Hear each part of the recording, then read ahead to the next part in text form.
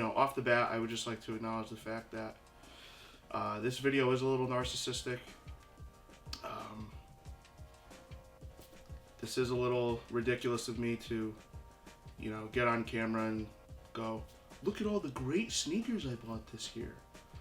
But, I just felt the need to kind of document and share my kind of sneaker journey, I guess you could say, this year. I took kind of a new approach to purchasing and building up my collection. I have a lot of these sneakers. I don't necessarily wear all of them as much as I would like to.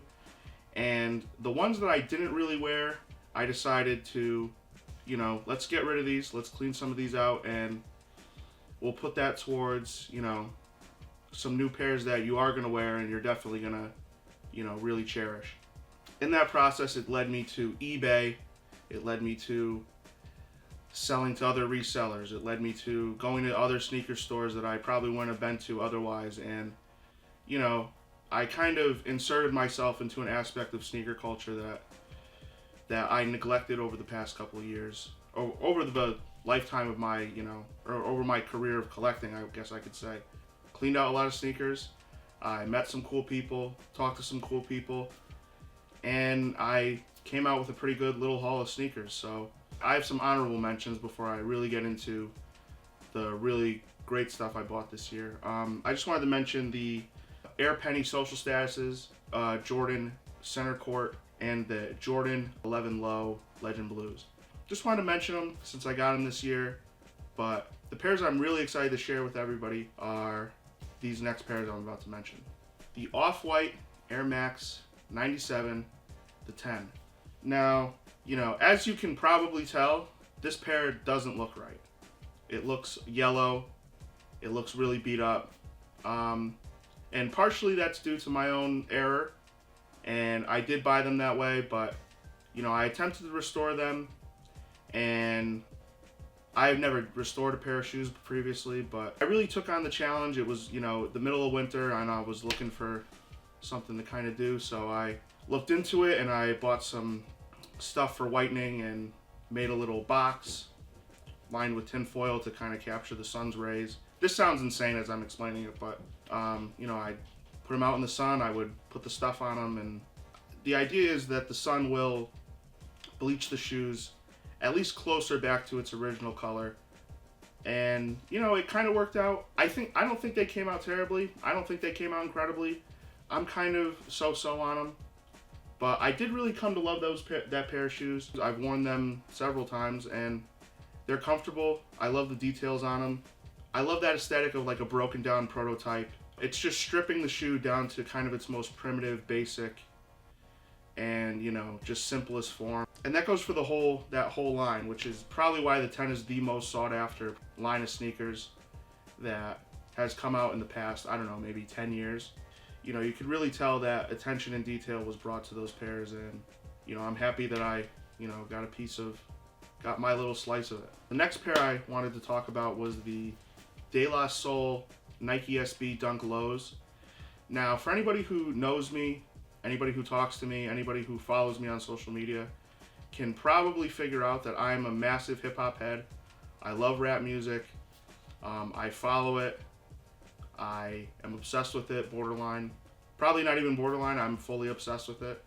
Yeah, De La Soul was really special because over the past couple of years, I really got into their music after they cleared up their label troubles with Tommy Boy Records. I really started to get into their music, and I absolutely fell in love with them. These sneakers are based off their first album, 3 Feet High and Rising. You could just tell that the people who designed them really were a fan, because it just represents them as a group and that album perfectly. It's this funky kind of, their music was very jazzy, it's very left of center. It's not very indicative of what rap music was coming out at the time, and they really just kind of carved out their own niche, and that's really embodied by these sneakers. These pairs were released in 2015, but they're based off an original pair that came out in, I want to say 2003, maybe?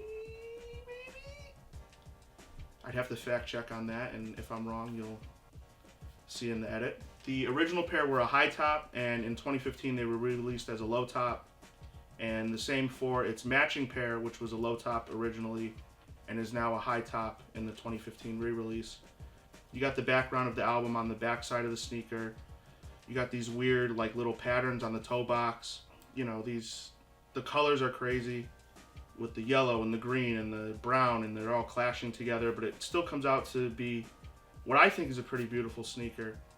And, you know, it just represents the band well. I would say it represents hip hop well.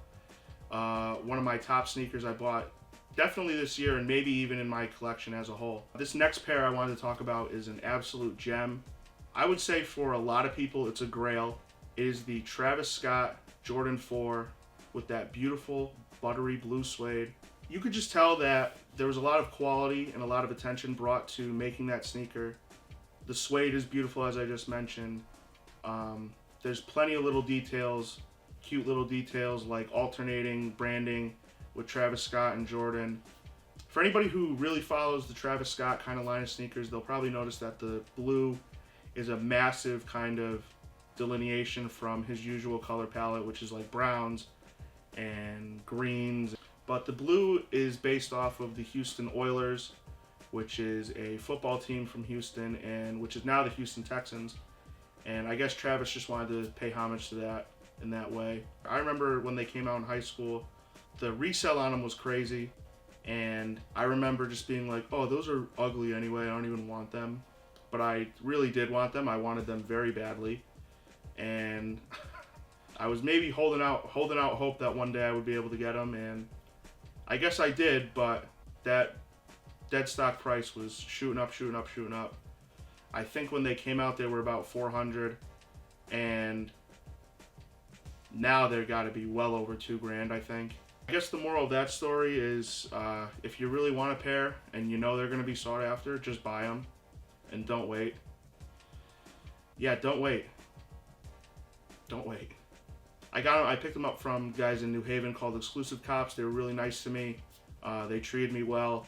And yeah, even though the sneakers are used, they're still extremely comfortable. They're really wearable. Yeah, the guys at xclusivecops really hooked me up with them, so shout out to them. The next shoe I wanted to talk about is another Travis Scott. This one is the Travis Scott Jordan 1 High in the mocha colorway.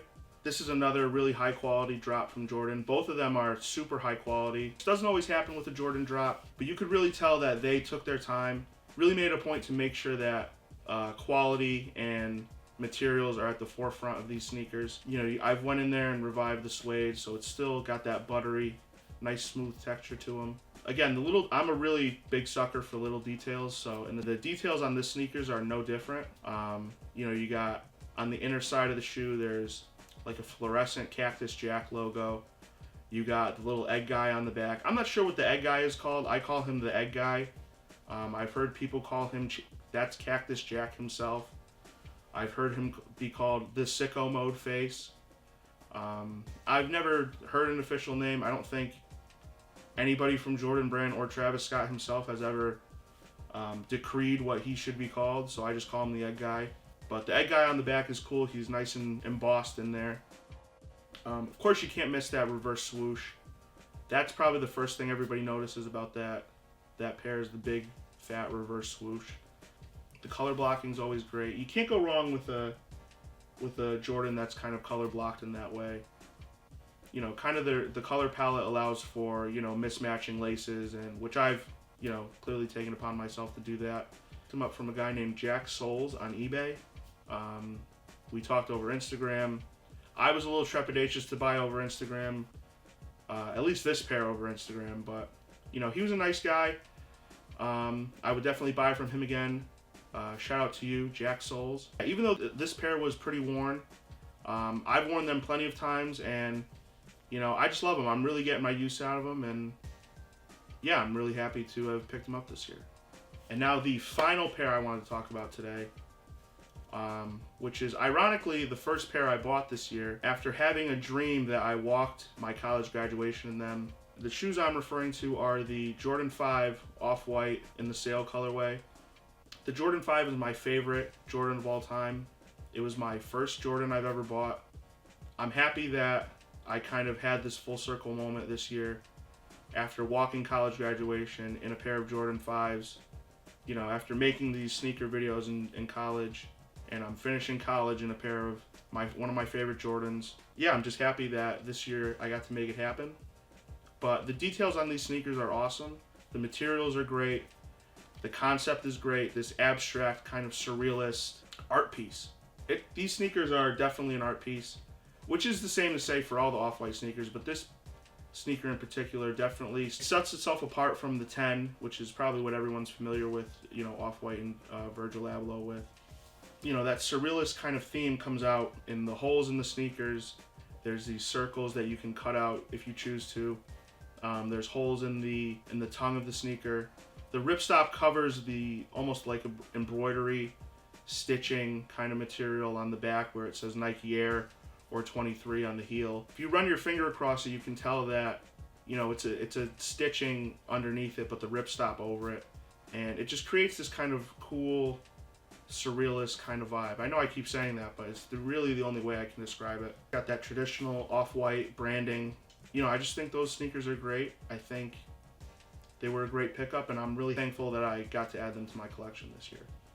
I guess if you could say that if there's a theme to this year, I would say that it's kind of like rebirth, change, taking on, you know, new life, a new path.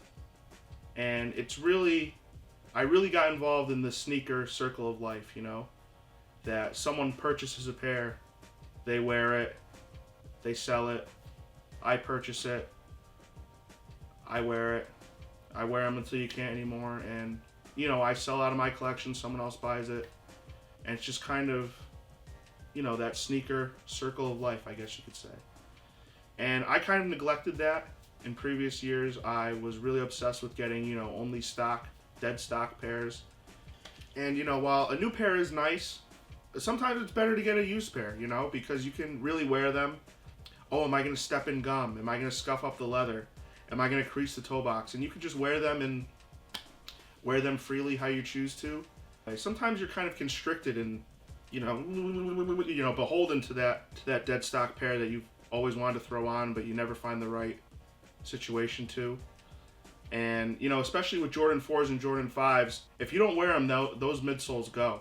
They crumble up and they fall apart, and if you leave them in the box too long, you might never get a chance to wear them. So I think it's important to sometimes just free yourself of the anxiety of dead stock, and sometimes you got to throw on a used pair. Sometimes you got to purchase a new pair and rock them, you know? You know, I'm hoping in 2025, I'm not really sure what the future holds for me in terms of my sneaker journey. You know, I got a lot of life coming at me.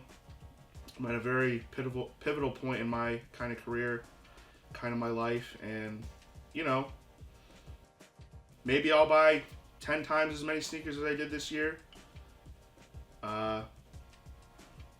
Maybe I'll sell half the pairs I bought this year. Maybe I'll sell them all and there'll be no sneaker video ever again. I guess the only thing we can do is wait to the future and